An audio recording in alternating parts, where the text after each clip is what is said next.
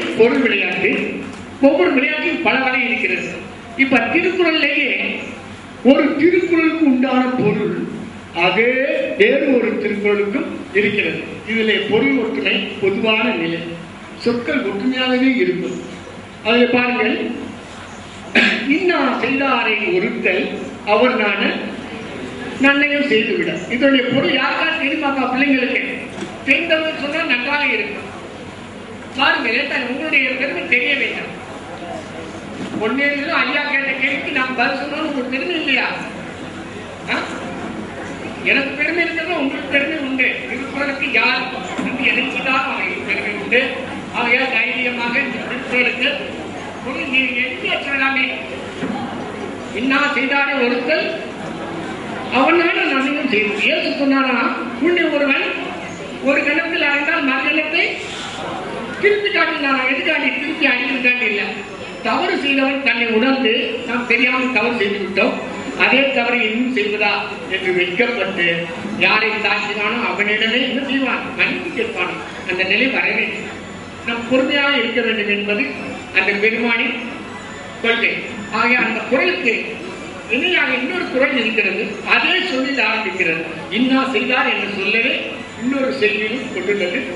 இன்னா செய்தாருக்கும் இனியவை செய்யாக்கால் என்ன பயத்ததோ சார்பு. துன்பம் செய்தவருக்கும் நீ நல்லதை செய்யாவிட்டால் உன்னிடம் உள்ள நல்ல பண்பினால் என்ன பயன்? சார்பு என்பது பல வகை பண்புகளின் கூட்டு. அன்புனா அன்பு மட்டும்தான். ஆனா பண்புடன் என்பது அன்பு, நான், ஒப்புரவு, கண்ணோட்டம், வாழ்வியது 5 சால்பு ஊட்டிய தூண் என்பான் வள்ளுவன். அந்த சால்பு என்ற சொல்லுக்கு எத்தனை தூண்களாம்? 5 தூண்கள். அன்பு, நான், ஒப்புரவு, கண்ணோட்டம், வாய்மை. இத்தகைய அரிய பண்பாகிய சால்பு ஒருவனிடம் இருந்து அவன் துன்பம் செய்தவனுக்கு நல்லதை செய்யாவிட்டால் அந்த சால்பினால் என்ன பயன் என்கிறார். அவன் என்ன செய்கிறார்? கேள்வியாக கேட்கிறார். நீ ஒரு நல்லதை செய், கெடுதல் செய்தால் நீ படித்த படிப்பினாலும் உன்னுடைய படிப்பினாலும் பயன். ஆக ஒன்று செய்தி வாக்கியம், ஒன்று வினா வாக்கியமாக அமைகிறது. ஆனால் பொருள் நிலையை பார்த்தால் பொதுவாக இரண்டுக்கும் ஒன்று. அதிகார நிலையில் பொருள் வேறாக இருக்கலாம். பொருள் நிலை பொதுவான நிலையை பார்க்கும்போது இன்னா செய்தார், அங்கே இன்னா செய்தார், இங்கே இன்னா செய்தார். அதுபோல இப்படி பொருள் விளையாட்டு நிறைய இருக்கிறது. அது மட்டுமல்ல, மாணவர்கள் இன்றைய குறள் படிக்கிறார்கள், குறளுக்கு பொருள் சொல்கிறார்கள். அந்த திருக்குறளில் ஏதேனும் ஒரு தனித்த ஒரு சொல்லை கேட்டால் பொருள் தெரிவதில்லை. எடுத்துக்காட்டாக யாராவது 8வது மாணவர்கள் இருக்கிறார், கை உயர்த்துங்கள் பார்ப்போம். 8வது சும்மா தைரியம் வச்சுக்கோங்க. சரி, 9வது படிச்சுட்டா வந்துட்டீங்க. நான் ஒரு திருக்குறள் சொல்கிறேன், அதை இங்க வந்து நீங்க யாராவது சொல்ல முடியுமா பாருங்க. நவில்தொறும் என ஆரம்பிக்கும் திருக்குறள் யாருக்கா தெரியுமா? வாங்க.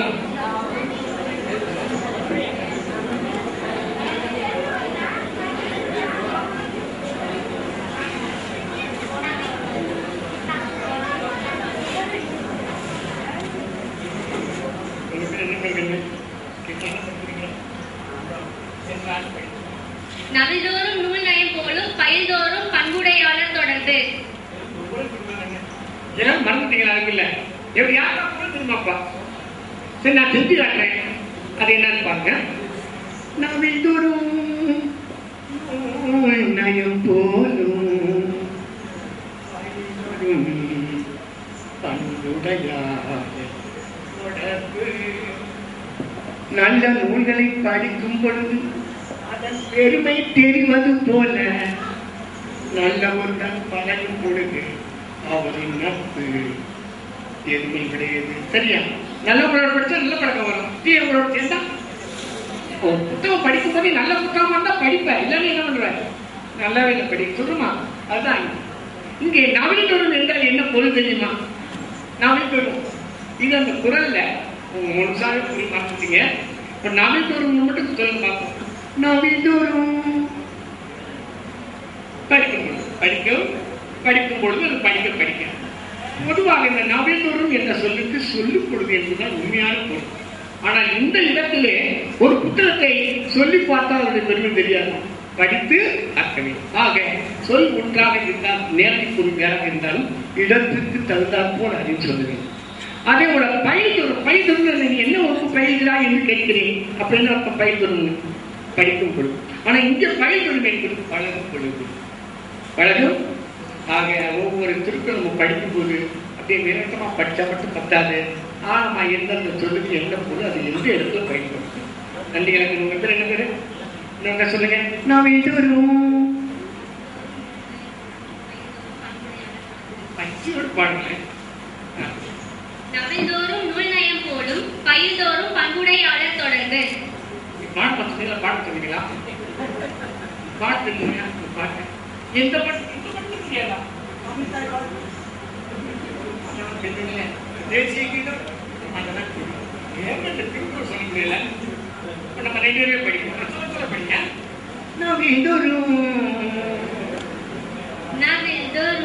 நூல் நயம் போலும் பயில்தோறும் பண்புடையார் தொடர்பு